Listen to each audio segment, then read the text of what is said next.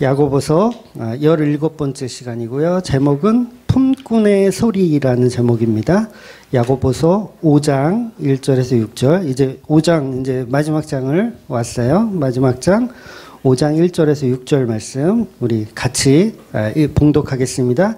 들으라 부한 자들아, 너희에게 이 말 고생으로 말미암아 울고 통곡하라.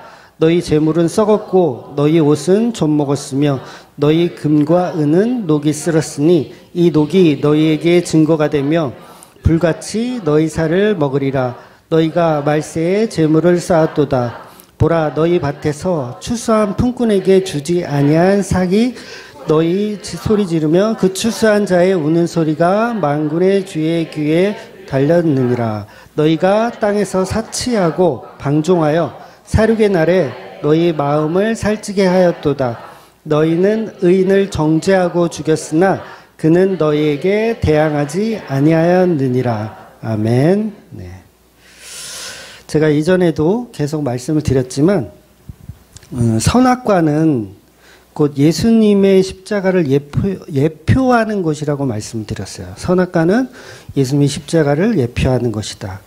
그래서 선악과는요, 인간의 선과 악을 통해서 어떤 윤리적이며 도덕적인 거죠. 선과 악을 통해서 그런 것들을 우리가 해내야 된다라는 이야기가 아니에요.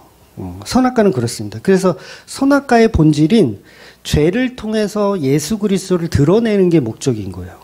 그러니까 선악과라는 선을 통해서 예수를 드러내는 게 목적이고, 선악과라는 악을 통해서 예수를 드러내는 게 목적이었다는 거죠. 즉 이것은 우리의 죄를 우리가 우리의 죄를 이렇게 막 숨기라는 게 아니에요.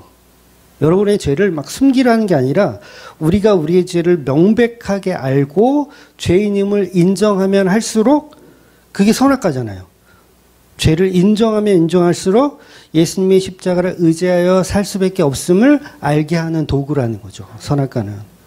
그것이 바로 죄를 통해서 십자가를 알고 예수님에게 영광을 돌릴 수 있는 바로 선악과를 보는 관점이에요.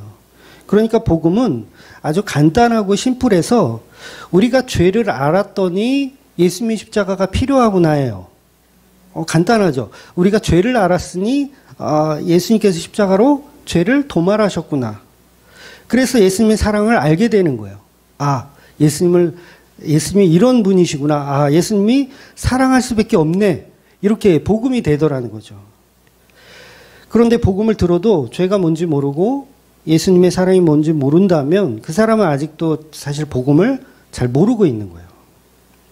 지난주 오후에 이제 레위기 강해에서 말씀드렸던 것처럼 우리가 하나님께 우리가 가진 어떤 것으로 하나님을 막 이렇게 칭찬해 드려요. 영광을 돌린다고 하죠, 보통. 영광을 막 박수로 영광을 돌리기도 하고, 뭐 이게 나쁘다는 건 아니에요. 뭐 우리가 할 수 있는 게 없으니까 그거라도 하는 게 뭐 어떻겠어요.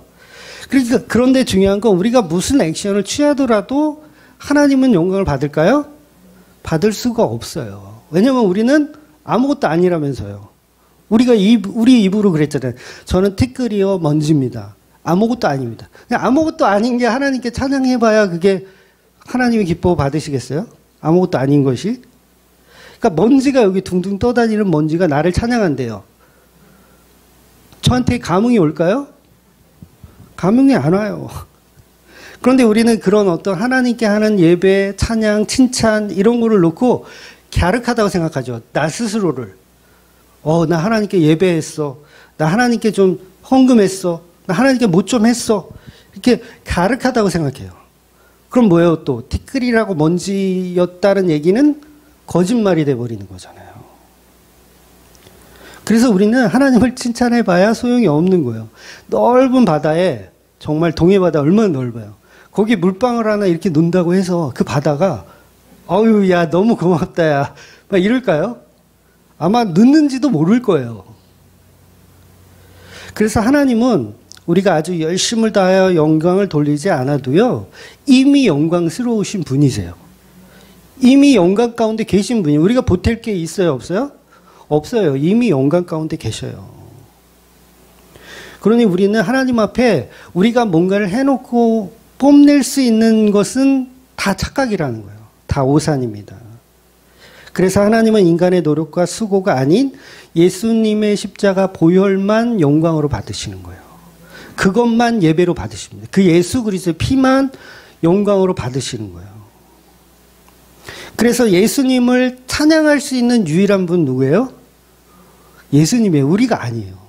그래서 이게 삼위일체 하나님은요, 서로가 서로를 찬양하세요.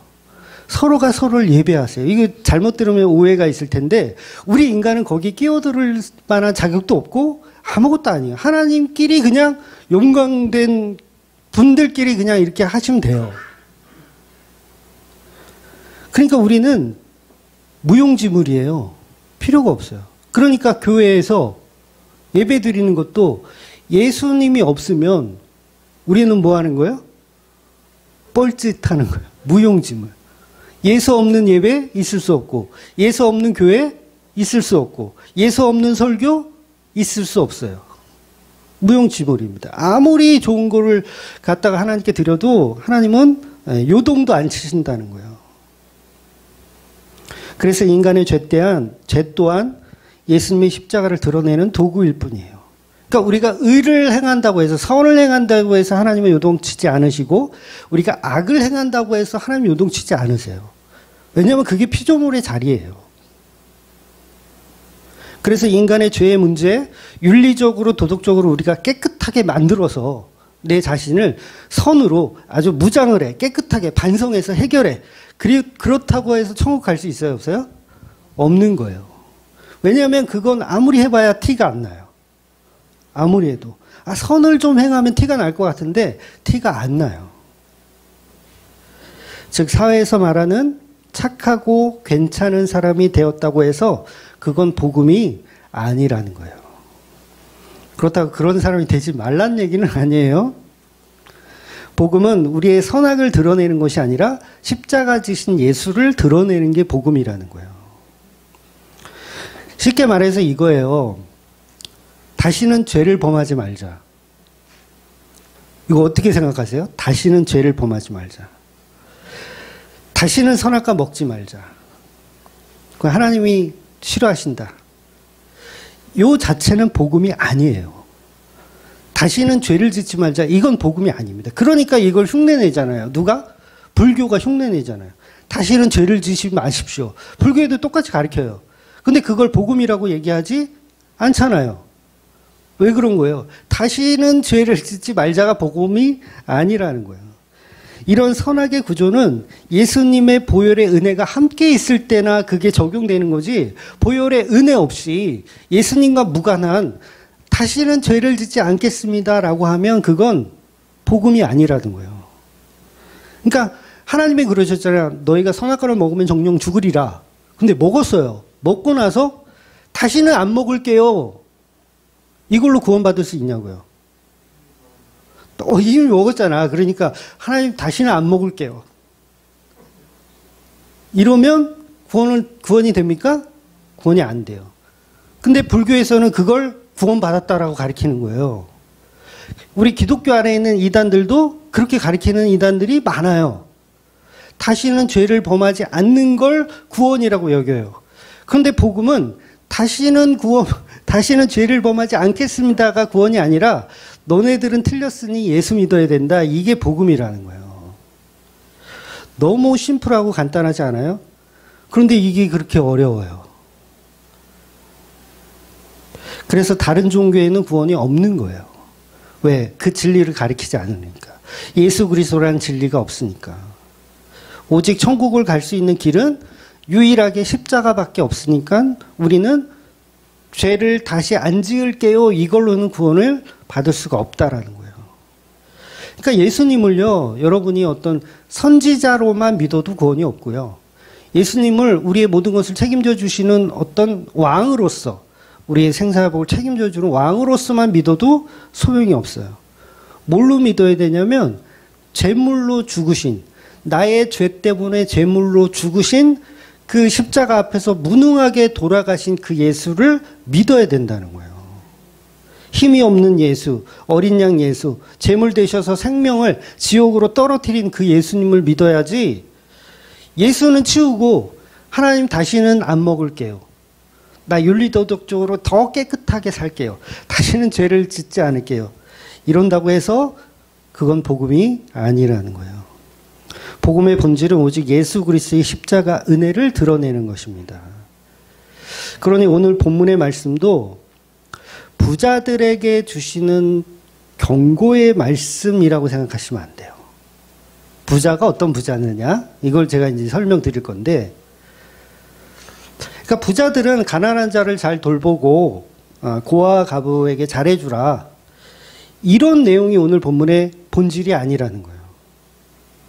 그러니까 보통 오늘 본문의 말씀을 해석할 때 자기 배만 채우는 부자들, 막 이 종업원들 임금 막 착복하고 막 이런 나쁜 부자 되지 말고 가난한 자 잘 돌보고 이런 착한 부자가 되어라라고 야고보가 써놓은 게 아니라는 거예요. 그리고 본문 4절에 보면 추수할 일꾼들의 임금을 착복하지 말고 월급을 떼먹지 말고 잘해주라. 정직한 부자가 되어라. 뭐 이렇게 설교하시는 분도 있죠. 정직한 부자. 그걸 성부라고 하나요? 성부라고 표현하던데, 성스러운 부자가 되어라. 부자 돼도 뭐예요? 잘 나눠주고 이런 부자가 되어라. 야고보가 과연 그걸 가리킬까요? 복음이 아니라는, 제가 서론에서 말씀드린 것처럼 복음이 아닌 거를 야고보가 가리킬까요? 본문은 그런 얘기가 아니라 선악과라는 죄를 통해서 우리가 그 죄로 예수를 죽였지만 그분은 윤리 도덕적인 걸 우리에게 묻지 않으시고, 우리가 예수를 때려 죽인 건 윤리 도덕적으로도 잘못됐죠. 잘못된 거예요. 그런데 그런 윤리 도덕적인 문제를 예수님은 우리에게 대항하지 않으시며 십자가의 피로 성도를 재창조하시고 계셨다라는 이야기를 야고보는 하고 있는 거예요.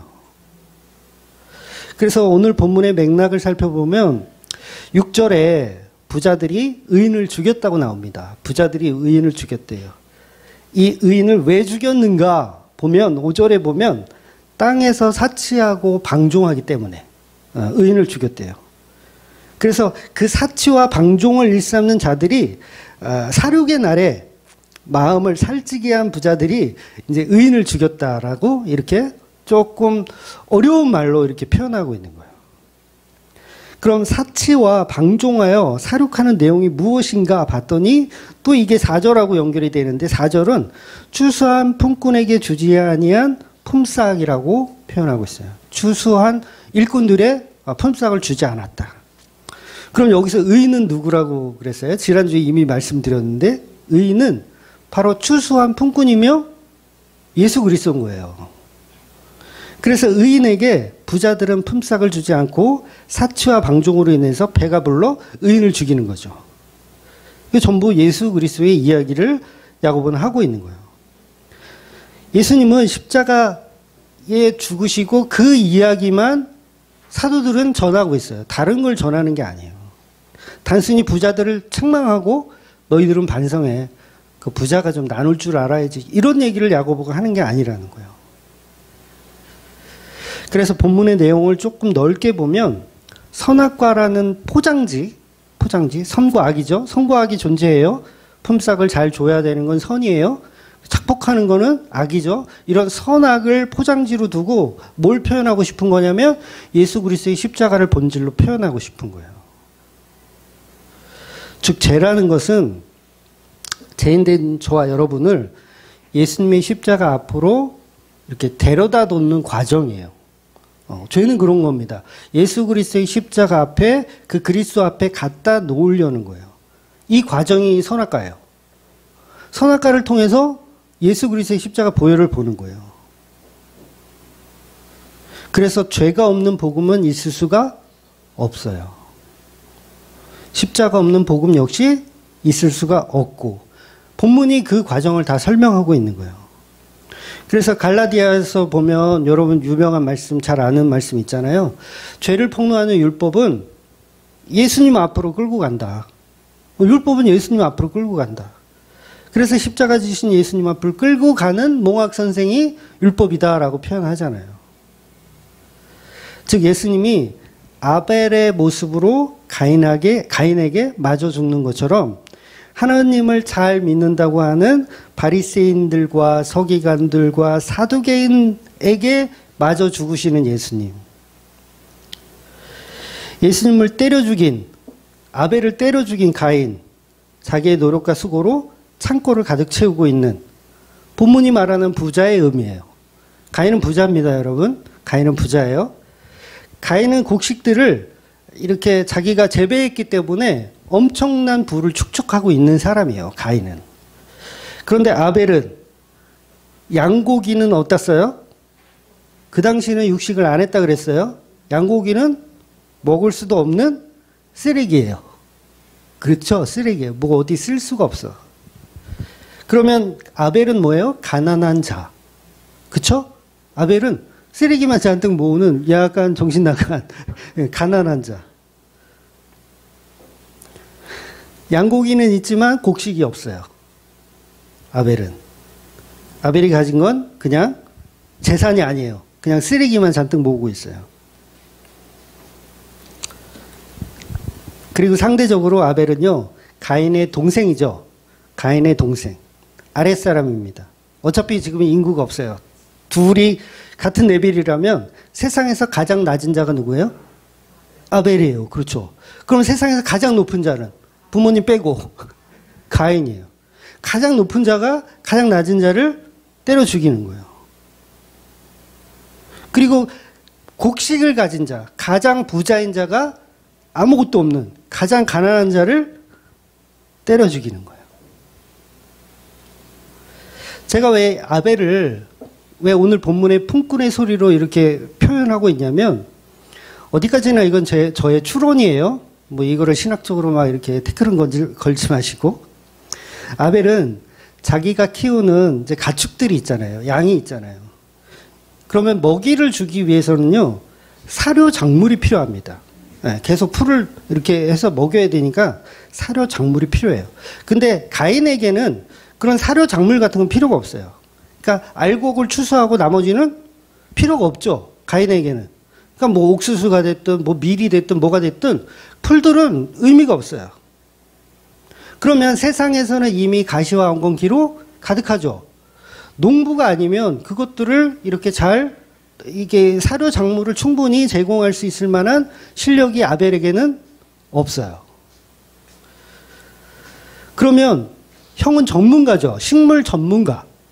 농사하는 전문가예요. 그러면 아벨은 상대적으로 양들을 먹이기 위해서면 풀들이 필요해. 근데 가시덤귀와 엉겅퀴로 풀을 구할 수가 있어요, 없어요? 별로 없는 거예요. 자, 추측이라 그랬어요. 제 추정이라 그랬어요. 그러면 아벨은 방법이 하나밖에 없어요. 형의 품꾼 노릇을 해야 돼요. 그래야 남는 작물을 좀 가져다가 내 사랑하는 양들을 먹일 수 있는 거예요, 아벨은. 그러면 아벨은 열심히 형의 종노릇을 하면서 이 양들을 키워오는 거예요. 그러면 가인이 자기 동생을 때려 죽인 게 더 선명해지는 거예요. 그러니까 동생이면 어떻게 때려 죽여요? 여러분 동생을 어떻게 때려 죽여요? 근데 뭘로 생각하고 있어요? 가인은 자기 동생을 자신의 품꾼으로 생각하는 거예요. 자, 세 번째 얘기하면서 추정이라고. 여러분, 가인이 화난 이유가 이거예요. 동생으로 안 본 거예요. 동생으로 봤으면 어떻게 때려 죽여? 나의 품꾼으로 본 거예요. 그런데 하나님이 희한하게 내 가치 있는 나의 이 곡식들을 하나님이 안 받으시고, 내가 쓰다 남은 품꾼에게 줘서 먹여 살린 그 쓰레기들을 하나님 받으시는 거예요. 열 받아요, 안 받아요? 열 받을 만한 거예요. 건방진 거죠, 품꾼이. 건방져. 친동생으로 안 보고 품꾼으로 봤기 때문에 때려 죽이는 거예요. 예수님이 바로 그 자리에 계신 거죠. 아벨의 자리에. 그래서 예수님이 직접 말씀하신 것도 있어요. 아벨의 피를 의인의 피라고 설명하신 적이 있어요. 아벨의 피가 의인의 피다. 히브리서에서도 아벨의 피보다 예수님 피가 더 훌륭하다라는 표현을 해요. 그러니까 가인에게 맞아 죽은 품꾼은 결국 예수님을 표현하는 거예요. 아벨이 곧 예수님을 표현하고 있는 거예요. 가장 아랫사람, 가장 낮은 사람, 가인의 품꾼에 불과한 존재이고 하찮은 존재의 제물을 받으신 하나님께 열이 받고 품꾼이 괘씸하게 생각한 거예요. 그래서 가인은 아벨을 쳐 죽이는 거죠. 동생이 아닌 거예요. 쳐 죽이는 거예요. 하나님 물으시죠. 내 아우 아벨이 어디 있느냐. 여기서 아우라는 표현을 하세요. 하나님이. 내 아우 아벨은 어디 있느냐. 야 가인아 아벨 어디 있어? 이래도 되는데 왜 굳이 거기다가 너의 동생이라는 표현을 썼을까요? 가인은 동생으로 생각하지 않았으니까 그런 거예요. 가인은 동생으로 생각하지 않는 거예요. 그래서 이 가인이 얘기하죠. 하나님 앞에 내가 내 동생을 지키는 자이니까. 내가 내 동생을 지키는 자이니까. 이 얘기는 뭐예요? 걔는 내 동생 아니에요. 그 얘기예요. 동생을 지키는 자가 아니라는 얘기죠. 걔는 그냥 낮은 자예요. 자신의 품꾼에 불과해요. 이것이 유대인들이 예수님을 죽이려는 것과 동일한 거예요. 바리새인이 볼 때 부자는 누구예요? 자신들이에요. 높아요. 그 부유한 자들이 가장 낮은 자, 말 그 위에서 태어나신 그분을 이분이 정말 대단한 분인 건데 사실 형제인데 예수님이 우리 형제인데 때려 죽이는 거예요. 형제로 봐서 때려 죽여요? 아니면 품꾼으로 봐서 때려 죽여요? 품꾼으로 보니까 때려 죽이는 거예요. 하나님은 왜 저 가치 없는 인간을 제물로 받으세요? 하나님 왜 예수라는 저 가치 없는 인간을 제물로 받으세요? 화가 나는 거예요. 유대인들은. 때려 죽이는 거죠. 이게 바로 뭐라고요? 이게 부자예요. 예수님을 때려 죽이는 자들이 부자.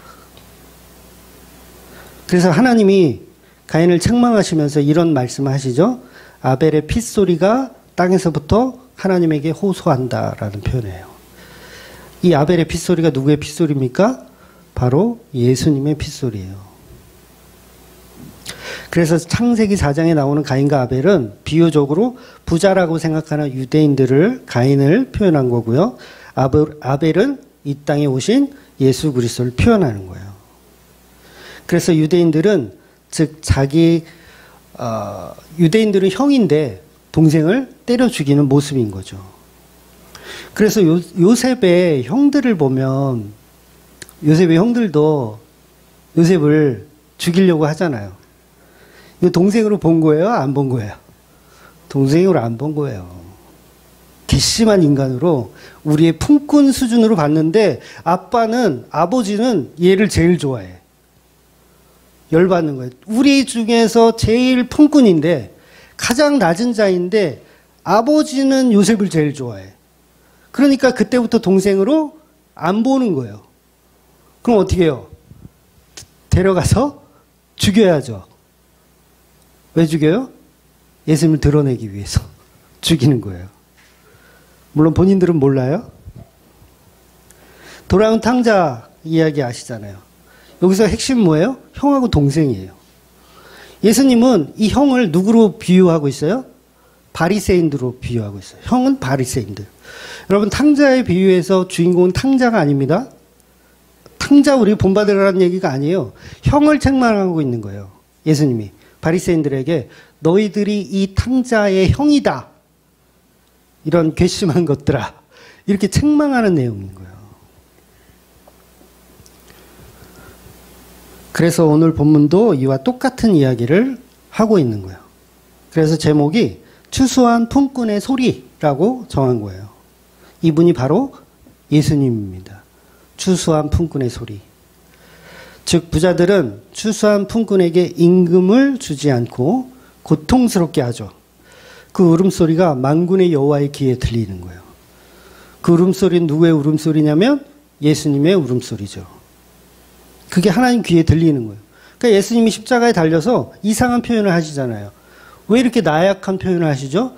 엘리 엘리 라마 사박다니. 하나님이 어찌하여 나를 버리셨나이까. 좀 멋지게 죽으시지. 안 그래요? 좀 멋지게, 이 고통을 내가 다 참겠습니다, 주님. 하나님, 영광 돌리기 위해서 제가 끝까지 참아내면서 죽겠습니다. 이거 아니라, 하나님 어찌하여 나를 버리셨나이까. 이건 무슨 소리다?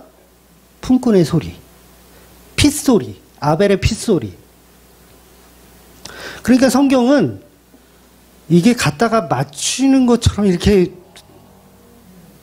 맞아 떨어져요. 괜한 얘기가 없어요.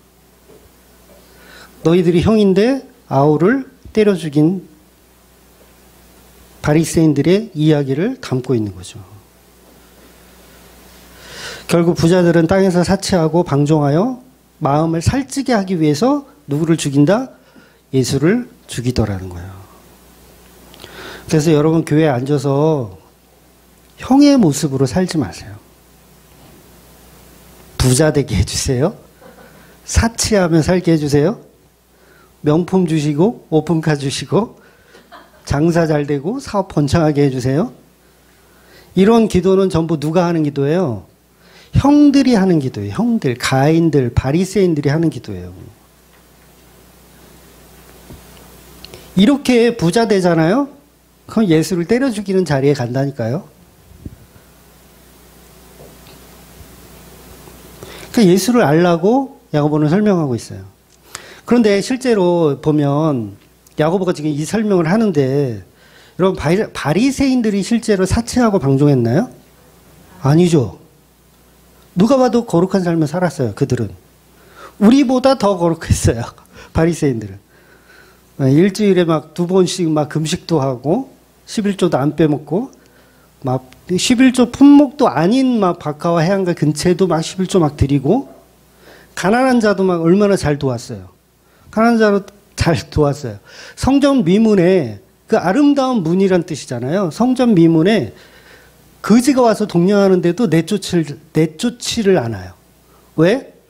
내가 10,000원짜리라도 한 장 주면서 내가 나 이렇게 구제하는 사람이야 라는 내 의를 드러내는 도구로 그냥 있게 하는 거예요. 얼마나 끔찍한 바리새인들이에요. 그런데 왜 본문에서는 부자들은 사치했다라고 하지도 않은 표현을 할까요? 이건 단순히 그냥 부자들을 욕하는 게 아니란 얘기예요. 돈 많은 게요, 여러분, 이 돈 많은 게 죄는 아니에요. 그리고 야고보가 또 중요한 표현을 하죠. 마음을 살찌게 했다. 마음을 살찌게 했다. 그래서 마음을 살찌게 해서 6절 말씀처럼 너희는 의인을 정죄하고 죽였으나 그는 너희에게 대항하지 아니하였느니라. 그래서 저와 여러분이 오늘 말씀을 단순히 그냥 부자 되지 말아라. 부자 되더라도 가난한 사람 잘 도와주고 윤리 도덕적으로 정말 착한 사람으로 살아내라. 그런 이야기가 아니라는 거예요. 우리가 예수님이 십자가를 제대로 믿으면요, 반드시 선악과라는 윤리 도덕적인 포장지를 뜯게 되어 있어요. 그거 뜯으셔야 돼요. 그걸 뜯게 돼 있어요. 그걸 뜯으면 그 안에 뭐가 있냐면 복음이 들어있어요. 선악과를 뜯었더니 복음이 들어있고 우리가 가진 율법, 윤리 도덕으로 그 포장지를 뜯었더니 그 안에 복음이 들어있어요. 그러니까 성령의 은혜가 없으면 못 뜯어요. 못 뜯어. 이걸 뜯질 못해. 그냥 복음을 뜯어보지 못하면 겉으로만 보면 그냥 윤리 도덕적인 것만 믿는 거예요. 선과 악을 구분해서 무엇은 선이고 무엇은 악이다. 그러니 우리는 선을 추구해서 하나님을 기쁘게 해드리자. 이런 엉뚱한 소리를 하게 되는 거예요. 그래서 선악과는 이미 먹었잖아요. 이미 먹었어요. 앞으로 안 먹겠습니까? 거짓말이에요. 그러면 거짓말 한다는 건 뭐예요? 내가 이미 사탄 마귀가 되었다는 거예요. 그러니까 교회 다니면서 예수 믿는다고 하면서 내가 사탄 마귀가 되었는지 몰라요. 우리가. 모르죠? 물어보면 다 아니라 그럴 거야. 그래서 저와 여러분은 선악과라는 죄의 포장지를 뜯어버리고 그 속에 십자가 죽으신 예수님을 발견할 때 그걸 구속이라고 하는 거예요. 그걸 구원이라고 하는 겁니다. 아마 선악과 이야기를 처음 들으신 분들은 지금 무슨 얘기하는지 약간 좀 헷갈릴 수도 있으시겠어요. 그러니까 선악과를 먹지 않은 사람은 죄가 없다고 말하기 때문에 예수 그리스도의 보혈의 은혜가 필요 없는 존재가 돼버리는 거예요. 그때부터 뭘 하냐면 착한 사람 만들기를 하는 거예요. 복음이 없어버리면. 그런데 선악과 먹은 죄인들은 반드시 선악과를 통해서 죄를 통해서 구원의 본질인 십자가를 발견하게 되는 것입니다. 그래서 구원이란 건 선악과 먹은 죄인들에게만 필요한 거예요. 죽은 자에게 구원이 필요한 거예요. 안 죽은 자에게는 구원이 필요 없어요. 선악과 안 먹은 자에게는 구원이 필요 없는 거예요. 그래서 예수님도 건강한 자에게 의원이 필요하다라고 한 거예요. 아니, 필요 없다. 건강한 자에게 의원이 필요 없다. 시래기가 자꾸 떠올랐어요. 죽어야 돼, 그냥. 죽어야지 끝나.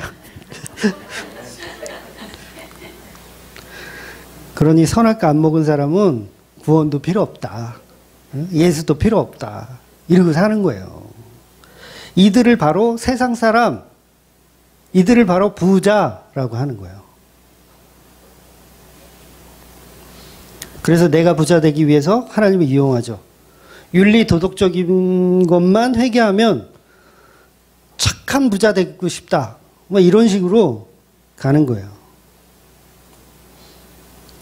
그러니까 진정한 복음의 회개가 아니라 윤리 도덕적인 회개는 예수를 십자가에 또 못 박는 짓을 하는 거예요. 그래서 그들에게는 부자이기 때문에 예수라는 십자가는 필요 없게 되는 겁니다. 그래서 기독교라는 종교를 가지고 윤리 도덕적인 생활만 하는 거예요. 그들의 특징을 보면요. 하나님은 믿는데 예수님은 안 믿어요. 윤리 도덕적으로 사는 사람들, 이래야 구원받는다고 믿는 사람들은요. 하나님은 믿는데 예수는 안 믿어요. 오죽하면 하나님의 교회가 다 있겠어요. 하나님의 교회는 예수님을 안 믿어요. 그래서 우리가 이단이라고 하는 거예요. 그러면 누가 선악과 먹었고 누가 선악과 안 먹었냐? 이거를 성경은 명확하게 해줍니다. 모든 사람이 죄를 범하였음에 하나님의 영광에 이르지 못한다. 이 얘기는 뭐예요? 모든 사람이 다 선악과 먹었다예요. 그런데 안 먹었다고 하는 건 거짓말하는 거예요. 거짓말은 누가 하는 거예요? 사탄 마귀가 하는 거예요. 그러니까 지옥 가는 겁니다. 사탄 마귀이기 때문에 지옥 가는 거지 하나님의 백성을 하나님이 왜 지옥 보내요? 사탄 마귀니까 지옥 보내는 거예요.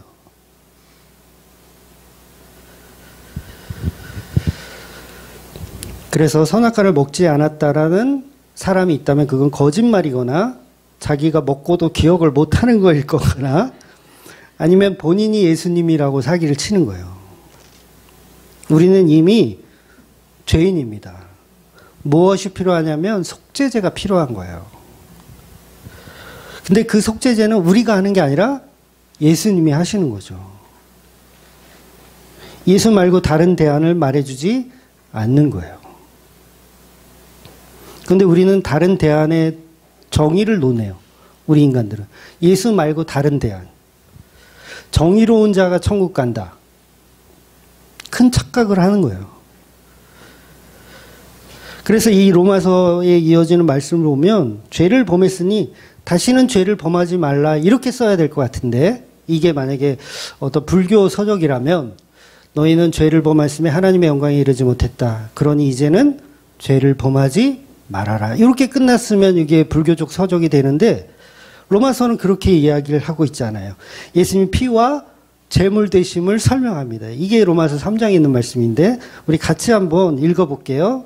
3장 23절 모든 사람이 죄를 범했음에 하나님의 영광이 이르지 못하더니 그리스도 예수 안에 있는 속량으로 말미암아 하나님의 은혜로 값없이 의롭다 하심을 얻은 자 되었으니 이 예수를 하나님이 그의 피로써 믿음으로 말미암는 화목제물로 삼으셨으니 이는 하나님께서 길이 참으시는 중에 전에 지은 죄를 간과하심으로 자기의 의로우심을 나타내심이니.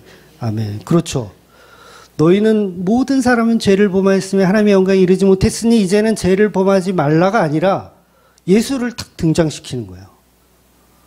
이게 대안이다. 다른 대안은 없다. 본문에서 이 말씀에서는 화목제라고 표현하는데 저거는 번역이 좀 잘못된 거고 속죄제가 맞습니다. 속죄제로 죽으셨다. 이게 맞아요. 그래서 우리의 죄를 사하는 건 다시는 안 그럴게요가 아니에요. 다시는 범죄하지 않을게요가 아니에요. 십자가 말고는 대안이 없다는 거예요. 여러분 성경에서 다음 기회가 있을까요? 선악과 먹었어요. 다음 기회 있어요? 정령 죽으리라요. 다음 기회란 없어요. 여러분 내가 살인을 하고 판사님 앞에 가서 다시는 안 그럴게요. 그러면 이 무죄 받습니까? 다시는 안 그럴게요. 받을 수 없죠. 그런데요, 희한하게 기독교 안에서도요, 다시는 안 그럴게요가 구원을 얻는다고 생각해요. 판사 앞에 가서 사람 죽인 놈이 다시는 안 그럴게요. 그럼 무죄 받는 줄을 알아. 누가?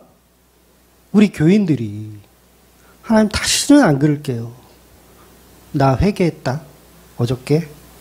밤새도록 회개했다. 다시는 안 그럴게요. 그러면서 뭘 가져요? 구원의 확신을 가져요.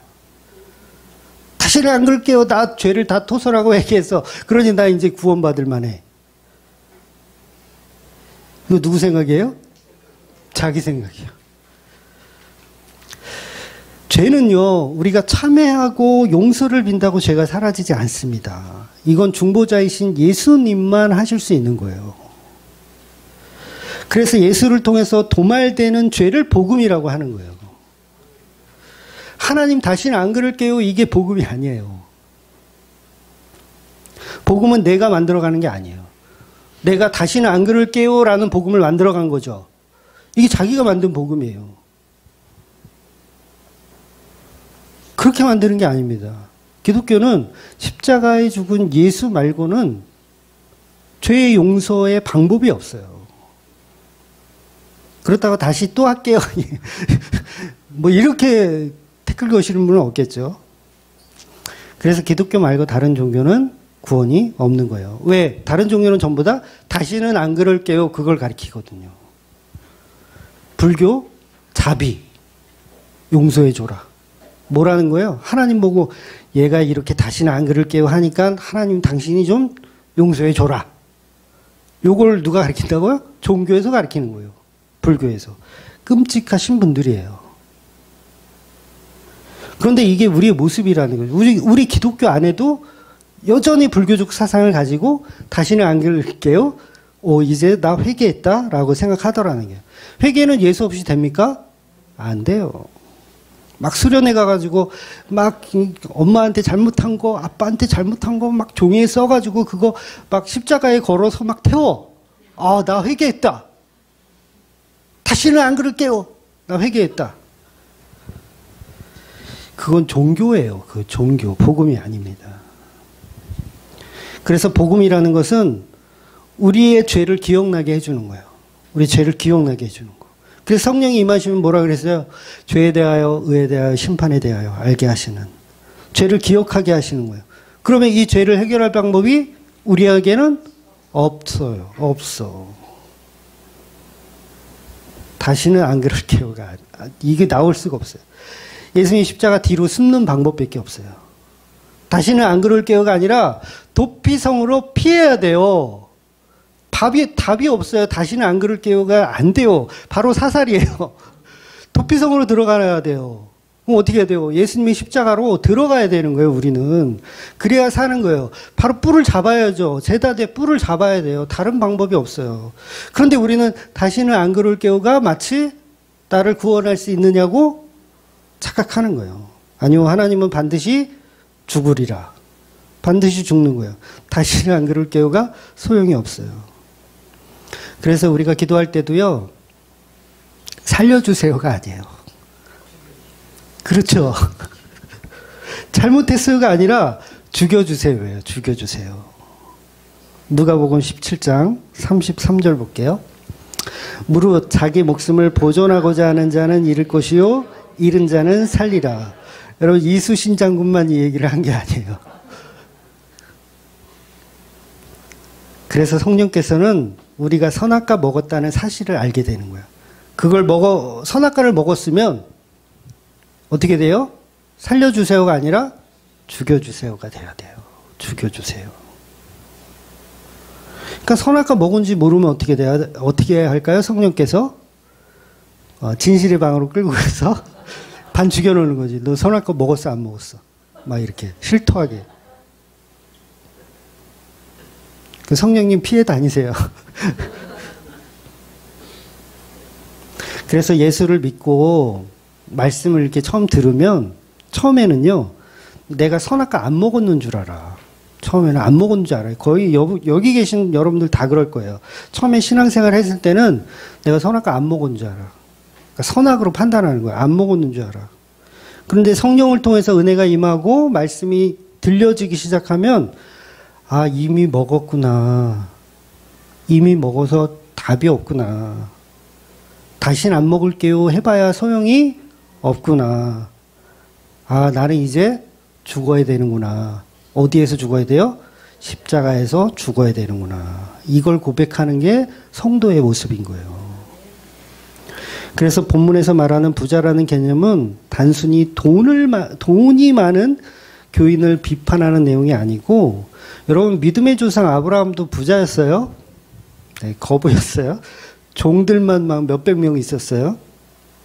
그리고 욥 동방의 최고 부자. 동방의 최고 부자. 솔로몬 어마어마한 부자죠. 막 방패도 금으로 만드는 양반이니까. 그러니까 결코 오늘 본문은 그냥 돈 많은 부자들을 이렇게 좀 잘 써라 그런 얘기가 아니라는 거예요. 여러분 부자라는 기준이 애매하지 않아요? 제 기준으로는 한 10억 정도 있으면 부자 같은데, 제 기준으로. 근데 강남에 뭐죠? 20평짜리 아파트 전세가 10억 가는 것도 있다면서요? 20평, 30평도 10억이래요. 전세가. 사는 게 아니라 그냥 전세가. 그러면 그분들도 가난한 거잖아요. 그분들의 그 모임에서는. 그러니까 이게 부자 얘기를 하는 게 아니에요. 가인은 나는 하나님께 칭찬받을 만한 가치가 있다라고 생각하는 부자예요. 요 부자. 이 마음이 살찐 부자. 그래서 이 살이 찌면, 마음에 살이 쪄서 자기가 부자라고 이 착각을 해버리면 동생을 열등감에 죽여버리는 거예요. 왜 저런 품꾼 따위의 재물을 하나님 받으시냐 그러면서. 예수님이 유대인들에게 복음을 전할 때 각종 기적과 이적을 막 보여줬잖아요. 인기가 많았어요, 예수님은. 다른 사람들이 점점 많아져요. 그 유대인들은 어떻게 생각하냐면, 죽여야 돼요. 열등감이 생기는 거예요. 왜? 나는 그런 거 못하거든. 나는 기적과 이적을 못하는데 예수라는 저 목수의 아들은 막 그런 걸 한단 말이에요. 그럼 어떻게 해요? 열등감이 생겨서 죽여야 되는 거예요. 이 가인의 얘기예요. 이 창세기가 다 뻗어 있어요. 각 매체들로 다 전달되고 있어요. 그래서 바리새인들은 본인들이 하나님을 모시고 산다라고 생각하지만 실제로는 하나님을 모시고 사는 게 아니라 그냥 로마 황제를 모시고 사는 거고, 하나님을 자기 종으로 데리고 사는 거예요. 이 부자들이 그렇다고요. 여러분들이 부자라면 하나님을 뭘로 생각하냐면 나의 종으로 생각해요. 야, 가서 돈 좀 구해와봐. 요 전세금 올려달라고 했어. 돈 좀 구해와 봐봐. 이게 하나님을 종으로. 왜? 부자니까.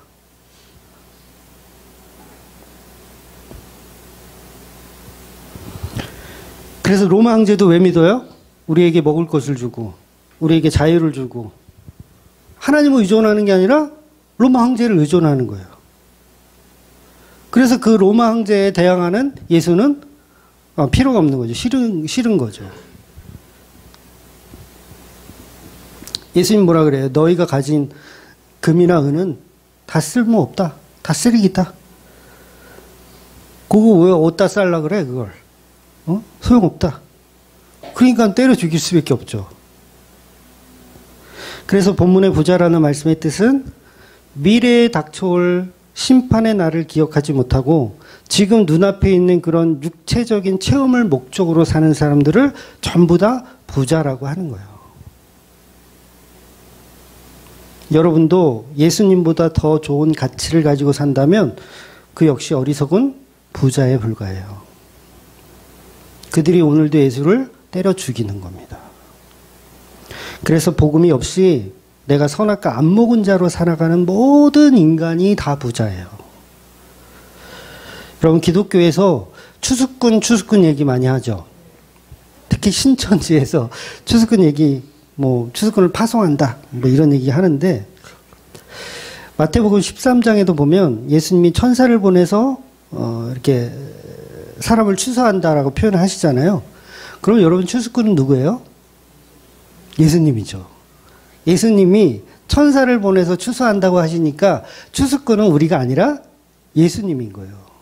예수님. 그래서 그 추수꾼을 부자들이 때려 죽이는 거죠. 예수의 핏소리가 품꾼의 소리예요. 그러니까 오늘 본문이 십자가를 노골적으로 표현하는 거예요. 한꺼풀만 싹 벗겨보면. 그러니까 오늘 본문이 착한 부자 되어라 이 얘기인가요? 아니에요. 그러니까 목사들이 본문을 가지고 성부가 되십시오. 가진 자는 없는 자를 나눠주십시오. 오늘 야고보가 이렇게 얘기하고 있습니다. 라고 하면 그건 복음이 아닌 거예요. 우리 중에는요, 성격이 정말 착해서, 본질적으로 착해서 그냥 불의한 짓을 안 하고 사시는 분들 꽤 많이 있어요. 그러니까 절에 다니는 분도 착한 분들 많고요. 무당을 믿는 사람도 착한 분들 많아요. 불의한 짓을 안 하면 삽니다. 저도요, 착한 아이 증후군이 있다 그랬잖아요. 착한 아이 증후군이 있어요. 그래서 남들이 나를 저 사람은 정말 착한 사람이야 라는 그 말을 듣고 싶어서 더 착한 짓을 해요. 이해가 되세요? 그러니까 그런 이유도 사실은 뭐예요? 다 부자에 해당되는 거예요. 근데 그 부자 만들기를 교회들이 하고 있다니까요. 착한 아이 증후군을 만들어요. 우리를. 3절에 부자들이 가지고 있는 금과 은과 이 금과 은이 녹이 쓸었다고 표현해요. 그렇죠? 본문에 녹이 쓸었다고 표현해요. 근데 실제로 여러분 금이 녹 쓰는 거 보셨어요? 금 안 녹 쓸어요. 그런데 왜 야고보는 과학적으로 불가능한 표현을 오늘 본문에서 하고 있냐면 야고보가 말하는 녹슬었다는 표현은요. 재물을 사용하지 않고 축적만 하는 의미예요. 그게 무슨 의미냐면 미래를 내다볼 줄 모른다. 너희들은 미래를 내다볼 줄 모른다. 미래가 뭐예요? 이거 다음 주에 계속 설명하겠지만 그 미래는 예수님의 오심, 예수님의 임재가 미래예요. 그러니까 그 미래를 보지 못하면 전부 부자라는 거예요. 그래서 부자들은 자기 집 창고에 재물을 쌓기만 하고 일꾼들에게 돈을 베풀지 않으며 자기들의 사치와 방종으로 살아가는 부자들. 이건 겉포장이에요. 이 포장지입니다. 야고보는 이 포장지를 가지고 예수님의 십자가를 돌려서 말하고 있는 거예요. 그래서 야고보의 이 편지는 유대인 출신의 기독교인들에게 보낸 편지라고 했잖아요. 이 편지를 받는 사람들 중에는 제사장 출신도 있을 것이고 바리새인 출신도 있을 것이고 사두개인, 서기관 이런 분들의 출신도 분명히 있을 거예요. 여러분 우리가 출애굽기 성막에서 봤지만 그 성막에 들어가는 금과 은을 많이 사용했어요. 성막에는. 그러니까 38장인가 보면 금이 29달란트. 29달란트. 그러니까 한 달란트가 제가 알기로는 34kg인가 그렇게 알고 있거든요. 그럼 거의 금이 1톤이 들어가요. 성막을 짓는데 1톤이 들어가. 근데 하나님은 왜 이 비싼 금으로 성막을 지으라고 했을까? 어차피 성막은 접었다 폈다 해야 되잖아요. 이동하면 또 가져가야 되고. 그리고 가나안 땅 들어가면 어차피 이제 성전을 짓는 게 낫지 성막을 언제까지 할 거예요. 그런데 왜 광야에서 이 금과 은으로 성막을 지으라고 했을까? 이것은요, 단순히 그냥 부유함의 의미보다는 예수 그리스도의 영원성을 표현하고 있는 거예요. 영원한 가치를 가진 표현. 즉 금과 은은 녹이 슬지 않는 것처럼 예수님은 녹슬지 않으신다는 거죠. 하나님의 희생과 하나님이 이루신 복음은 녹슬지 않는다는 표현이에요. 그런데 본문에서 말하는 부자들은 그 은과 금이 녹슬어 버릴 정도로 예수님과는 무관한 삶을 살고 있더라는 거예요.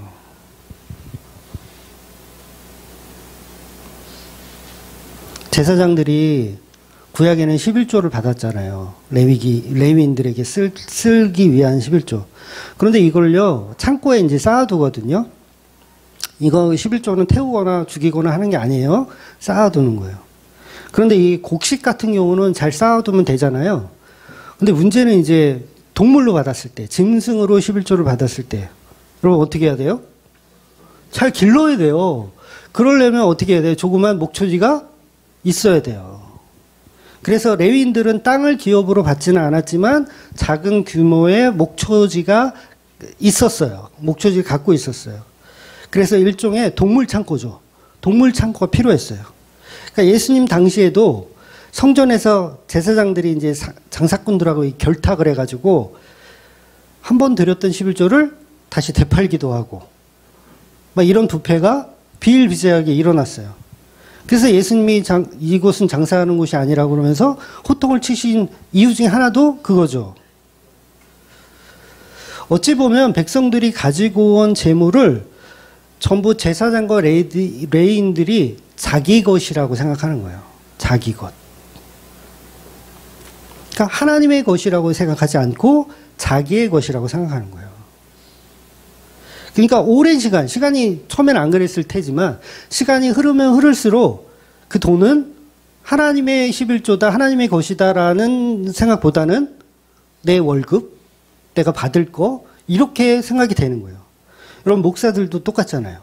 처음에 개척했을 때는 성도들이 막 11조하고 헌금하면 하나님의 이 교회를 위해서 준비하신 이 예물들 감사합니다. 이러다가 저처럼 한 9년이 넘어가면 그때부터 그게 내 돈이 돼요. 내 돈이라고 생각해. 물론 다 그런 건 아니지만 대부분 그렇게 생각할 수 있잖아요. 아, 이제 교회 헌금이 내 돈이구나. 오죽하면 건축을 해놓고 그거 팔고 도망가겠어요. 목사들이. 그런 목사 못 보셨어요? 저도 언젠가 여기 전세금을 빼가지고 도망갈지도 몰라요.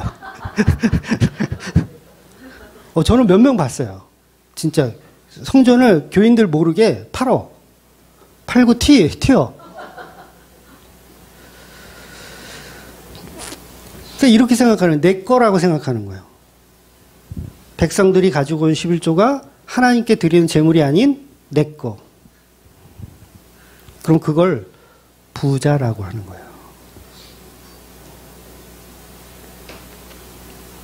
근데 보세요.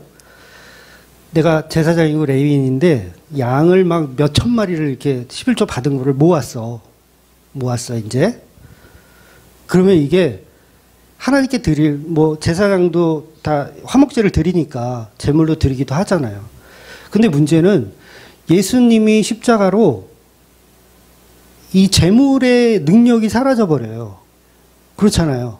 내가 여태까지 쌓아놓은 이 양들이 제물이라고 여겼는데 이제부터는 제물이 아닌 거야. 그때부터 이건 뭐예요? 그냥 쓰레기예요. 그냥 쓰레기. 물론 이거 팔면 돈은 되겠지만 원래 이거 팔면 돼야 안 돼요?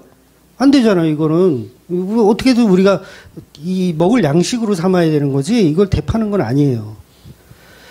그러니까 예수님으로 십자가로 확정되면 우리가 가진 모든 것은 사실은 다 쓰레기예요. 근데 그 쓰레기를 위해서 여러분들이 그렇게 열심히 사는 거예요. 그러니까 여기는 기도하는 집이라고 그러면서 예수님이 화를 내실만 하죠. 그 쓰레기를 가치로 여기고 사니까. 그래서 앞으로 예수 그리스도의 오심이 이루어지면 우리가 가진 부유함들은 다 필요가 없다는 거예요. 그래서 본문의 부자들은 너희에게 임할 고생으로 말미암아 울고 통곡하라. 울고 통곡하라. 통곡할 만하죠. 내가 양을 100마리 모았는데 내일부터 이제 교회에서 안 쓴대. 재물로 팔아야 되는데 아무도 안 산대 이제. 왜? 제도가 바뀌었어. 그러니까 여러분 누가 요 앞에서 양이나 염소를 팔아. 교회 갈 때 제사 드리라고 갖고 가라고 팔아. 매일 팔았어. 근데 오늘 갑자기 이제는 양하고 염소 안 받는데. 그런데 열심히 그걸 축적해 놓고 있던 사람들은 뭐가 되는 거예요? 이게 다 쓰레기만 된 거예요. 마스크를 코로나 딱 해서 마스크를 막 찍었어. 이 100억을 들여서 막 기계 막 사들이고 막 이렇게 해서 막 찍어놨어. 수천만 장을 다 찍어놨어. 근데 내일부터 마스크 안 써도 된대. 그럼 어떻게 되는 거야? 바로 그 얘기죠. 부자들은 애곡하고 통곡하게 되더라. 근데 그것도 모르고 계속 모으는 거야. 그냥 마스크 한 장이라도 더 찍으려고 그냥. 그래서 우리가 고생한 것들을 가지고 울고 불고 통곡할 날이 오는 거예요. 마치 출애굽 하면서 애굽의 여자들에게 이 금을 가지고 나오잖아요. 잔뜩 가지고 나와요. 그런데 광야에 나왔더니 쓸 데가 있어요, 없어요? 금을? 쓸 데가 없네. 여기서 한 일주일만 살면 될 줄 알았어. 길어야 열흘이면 끝나고 이제 가나안 땅 들어가면 금이 이제 사용이 될 수가 있잖아요. 40년 동안 광야에 있으니 금을 쓸 데가 있어요, 없어요? 없어요. 그래서 뭐 만들어요? 황금 송아지를 만들고 있는 거야. 쓸 데가 없으니까. 근데 황금 송아지 만들고 나서 이제 금을 다 썼잖아요. 근데 희한하게 나중에 이제 성막 짓는다고 했을 때 금을 또 가져오라고 하는데 또 가져오는 사람들이 있어. 희한하지 않아요? 그러니까 이게 지혜가 있는 사람들은 제대로 쓰는 거지, 이걸. 지혜가 없으면 눈앞에 보이는 황금 송아지를 위해서 사는 거예요.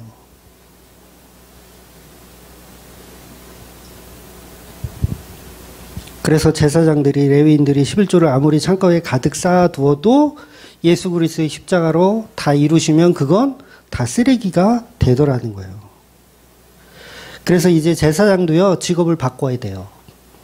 예수님 십자가로 이루셨으면 제사장도 직업을 이제 바꿔야 돼요. 레위인도 이제 열심히 일을 해야 돼요. 여러분 천국 갔을 때 거리 전도가 필요합니까? 방문 전도가 필요해요? 천국에서? 고구마 전도, 빈대떡 전도 이런 거 필요합니까? 필요 없어요. 예수님 오시면 다 끝나는 거예요. 다 끝나는 거예요. 다 끝나는 거. 더 이상 짐승도 가축도 필요 없어요. 그런데 제사장들은 여전히 그걸 가치라고 여기고 그걸 챙기는 거예요. 그것이 오늘 본문에서 말하는 부자죠. 그러니까 저와 여러분도 어디에 가치를 두고 있느냐. 과연 예수 그리스도라는 가치를 두고 사는지 아니면 여전히 이미 끝나버린 구약의 율법들로 가치를 두고 사는지. 내가 선과 악을 잘 판단해서 윤리 도덕적인 말씀, 구약의 그 말씀들 있잖아요. 뭐 하지 마라, 뭐 하지 마라. 이런 말씀들로 나를 부자 만들어서 살 것인지 아니면 그런 것들은 다 필요가 없고 예수 그리스도의 십자가로 숨어야 되는구나. 아, 나는 다시는 안 그럴게요. 이게 소용이 없구나. 그래서 오직 예수님이 말씀하신 어디에 쌓아라? 하나님 나라에 쌓아라. 너의 부유한 것들을 하나님 나라에 쌓아라. 절대 헌금 많이 내란 말이 아니에요. 나의 육적인 가치보다 정말 진리이신 예수님 곁으로 한 발자국 한 발자국 나아갈 수밖에 없는 존재들이 다 되시는 저와 여러분이 되시기를 주의 이름으로 축원드리겠습니다. 아멘. 기도하겠습니다.